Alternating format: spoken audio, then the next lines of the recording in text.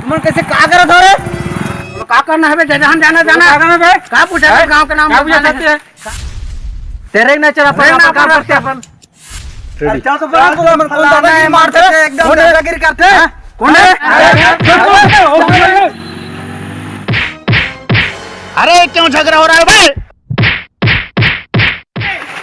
क्यों झगड़ा हो रहा है? क्यों झगड़ा हो रहा है? फालतू झगड़ा होते हैं साले मना। या माहू सब जन के गोबर निकल जाई।